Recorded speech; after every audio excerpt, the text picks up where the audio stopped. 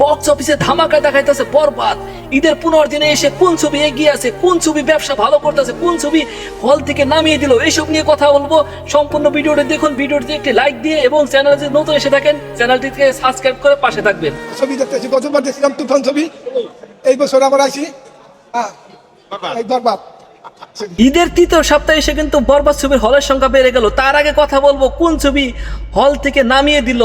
হল থেকে এবার কিন্তু নামিয়ে দিল জিন 3। জিন 3 কিন্তু হল থেকে নামিয়ে দিছে।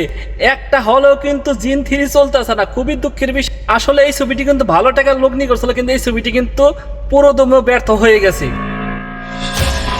আজকে কথা বলবো ঈদের 15 দিনও এসেও কোন ছবিটি 2 নম্বর পজিশন ধরে রাখছে, কোন ছবিটি 2 নম্বরে এসে বড় একটা চমক দেখাইতেছে। দুইটি ছবি কিন্তু দারুণ একটা চমক দেখাইতেছে।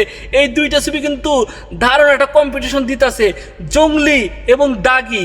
আরফান নিশো দাগি কিন্তু জঙ্গলির কাছে হেরে যেতেছে, দিন দিন কিন্তু দাগির কিন্তু ব্যবসা পড়ে যেতেছে, আর দিন দিন কিন্তু জঙ্গলি ছবি কিন্তু ব্যবসা উপর দিকে যাইতেছে। কারণ হলো জঙ্গলি ছবি কিন্তু রিভিউ খুবই ভালো, জঙ্গলি ছবিটি কিন্তু সবাই প্রশংসা করতেছে, জঙ্গলি ছবিটি কিন্তু দারুণ ব্যবসা করতে। এই ছবিটির গল্প কিন্তু সবার মনে কিন্তু গেঁথে গেছে, এই ছবিটি কিন্তু দারুণ চলতেছে এবার ঈদে। তারপর ব্যবসার দিকে চিন্তা করলে কিন্তু আরফান নিশো দাগি ছবি এখন পর্যন্ত এগিয়ে আছে। আরফান নিশো দাগি ছবি কিন্তু 15 দিনে 1,80,00,000 টাকার মতন ইনকাম করছে, মোটামুটি ভালো ব্যবসার দিকে আছে।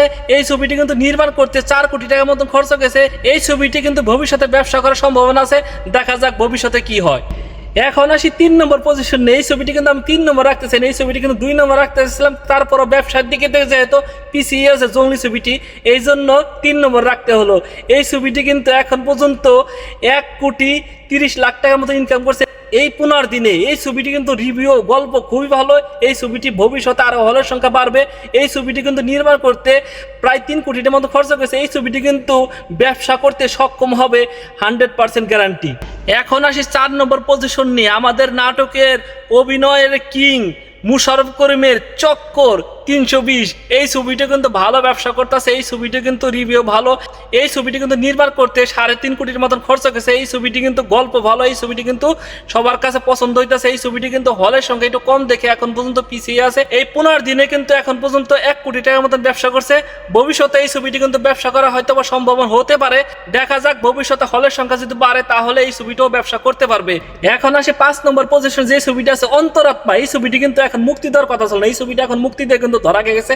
এই ছবিটি কিন্তু গল্প ভালো, এই ছবিটি কিন্তু নির্মাণ করতে ভালো টাকা খরচ করছে। এই ছবিটি কিন্তু বিগ বাজেটের ছবি, এই ছবিটি কিন্তু অভিনয় করছে আমাদের মেগা স্টার শাকিব খান। এই ছবিটি কিন্তু নির্মাণ করতে 4 কোটির মতো খরচ করেছে, কিন্তু এই ছবিটি এখন মুক্তি দিয়ে কিন্তু ভালো একটা হল পায় নাই, সেই জন্য এই ছবিটি কিন্তু এখন পর্যন্ত ব্যর্থ।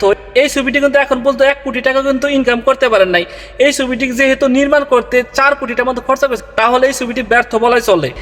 এখন আসি মেগা স্টার বরবাদ ছবি নিয়ে। বরবাদ ছবি কিন্তু ধামাকা ভাবে চলতেছে, অনেকে কিন্তু বরবাদ ছবি ভালো ভালো রিভিউ দিতেছে। কিছু কিছু দর্শকরা কিন্তু সালমান খানের সিকান্দার ছবির সাথে এই ছবিটি তুলনা করতেছে, যে সিকান্দার এই ছবির কাছে কিছু না, সিকান্দারও কিন্তু হার মেনে যাবে।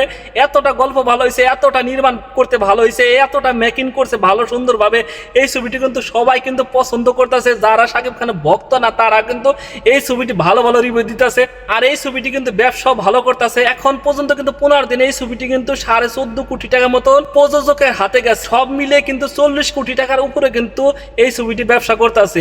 এই ছবি প্রযোজক কিন্তু 3 দিনের টাকা কিন্তু ছেড়েও দিছে হল মালিকদের, স্টাফদের দেওয়ার জন্য। তাহলে বুঝে নেন এই ছবিটি কতটা ধামাকা ভাবে চলতেছে। আর এই ঈদে আপনারা কোন ছবিটি দেখে ভালো লাগছে, কোন ছবিটি আপনার কাছে পছন্দ হয়েছে, সবাই মন্তব্য করে জানাবেন। আর আজকের মতন আমি আলহাজ খান, এই পর্যন্তই। আল্লাহ হাফেজ।